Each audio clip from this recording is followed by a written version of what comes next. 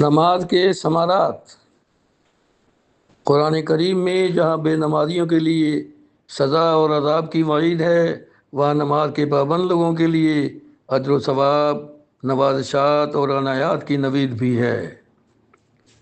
नेक लोग जो नमाज की पाबंदी करते, ज़कात देते और आखिरत का यकीन रखते हैं, यही अपने परवरदिगार की तरफ से हिदायत पर हैं और यही निजात पाने वाले हैं। सूरह लुक़मान आयत 4 और 5। और जो नमाज़ों की पाबंदी करते हैं, यही लोग मीरास हासिल करने वाले हैं, यानी जो बहिश्त की मीरास हासिल करेंगे और उसी में हमेशा रहेंगे। सूरह अल-मोमिनून आयत 9 ta 11। और नमाज पढ़ते रहो और ज़कात देते रहो और पैगम्बर इस्लाम सल्लल्लाहु अलैहि वसल्लम के फरमान पर चलते रहो ताकि तुम पर रहमत की जाए। सूरह अन-नूर आयत 56। बेशक वो मुराद को पहुँच गया जो पाक हुआ और अपने परवरदिगार के नाम का जिक्र करता रहा और नमाज पढ़ता रहा।